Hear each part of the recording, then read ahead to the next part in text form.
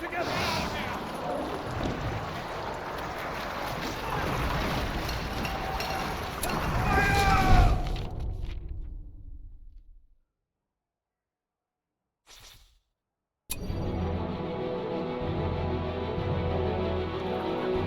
Welcome to the Battle for Middle-earth tutorial.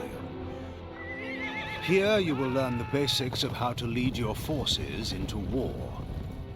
In the Battle for Middle-earth, it is your goal to defeat the forces of the enemy, capture their lands, and destroy their castles. You will command the armies of good and evil, conquer the lands of your enemy, and seal the fate of the One Ring. There are two main portions of the game: the living world and battle mode. The living world map will allow you to survey all of Middle-earth, and it is from here that you will make high-level strategic choices. You may left-click to zoom in. When zoomed in, you can decide which territory to conquer in order to collect bonuses for your army. To scroll through the map, push your cursor toward the edge of the screen to move in that direction. When choosing which territory to attack, left-click to select an active army. Then right-click on an enemy region to send your selected army to that location. When you attack an enemy region, you must fight that battle before continuing on. Active battles will be noted by blue arrows pointing to a gold battle marker. Left-click the battle marker to enter battle mode.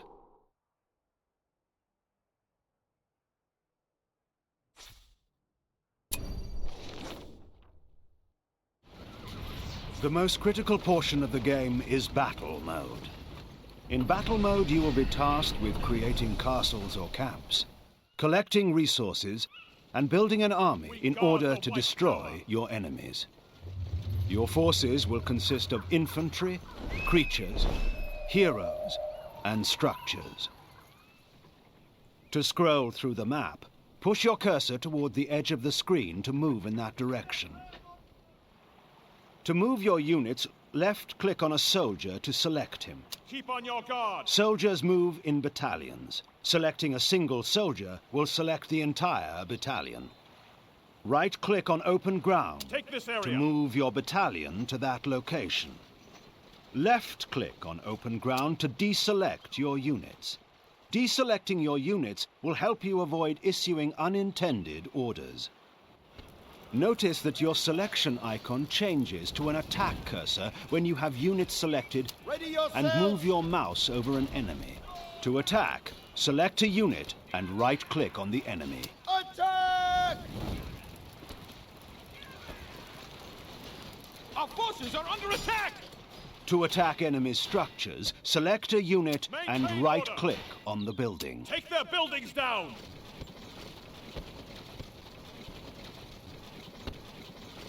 Attacking walls and gates works the same way.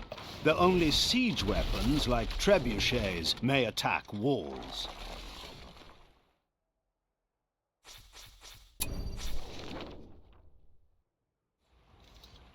Camps and castles are at the center of your war effort.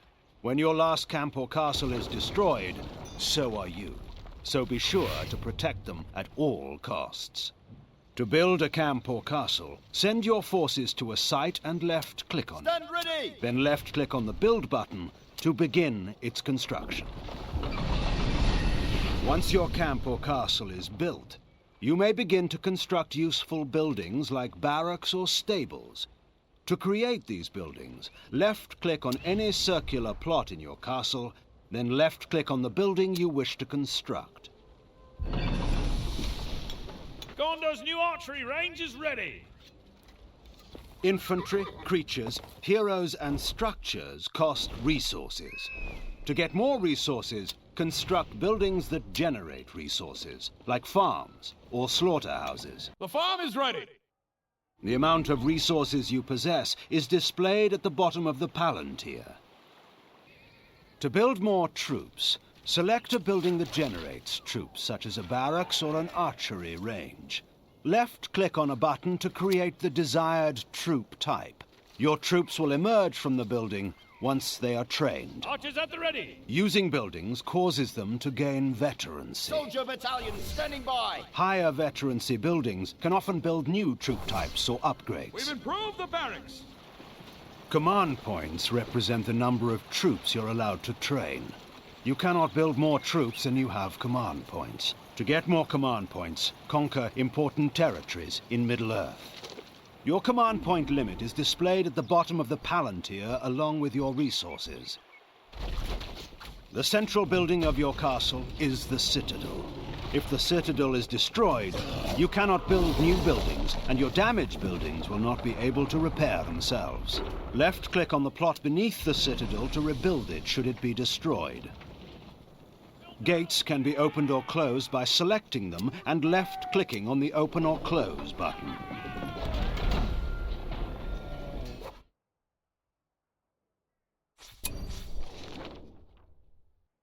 The legends of Middle-earth are filled with heroic deeds.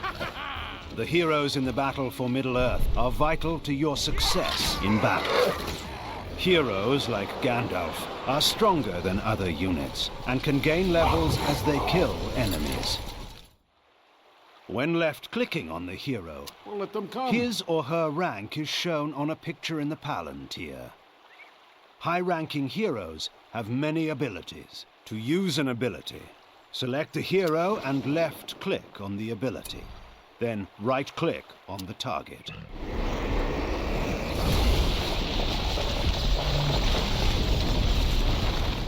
Some heroes have passive abilities that do not need to be clicked, such as Aragorn's leadership ability. Heroes may be summoned from citadels. Left-click on a citadel and left-click on a hero button to summon a hero.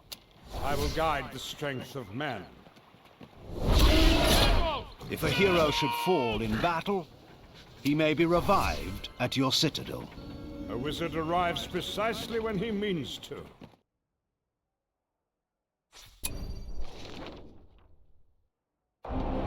As your units vanquish their foes, they will gain veterancy experience.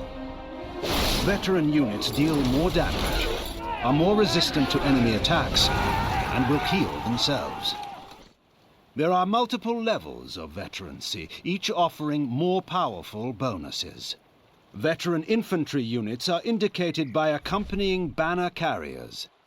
Veteran creatures are indicated by improved armor or war paint.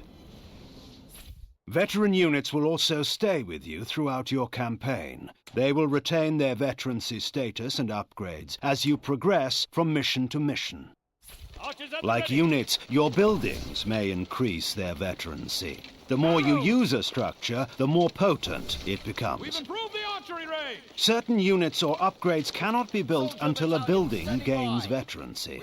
Tower guards, for instance, cannot be trained until the Gondor Barracks increases its veterancy level. We guard the White Tower.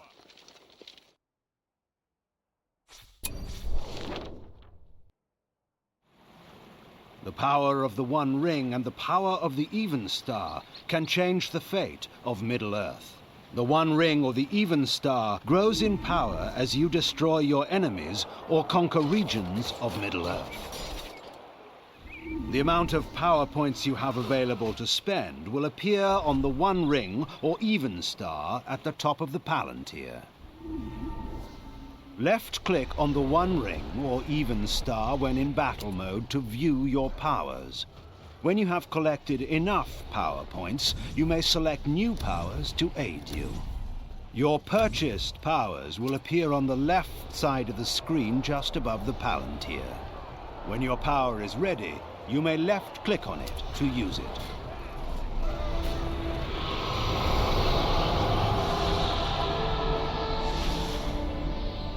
Some powers, such as Gandalf the White, are passive and do not need to be clicked on again once they are purchased.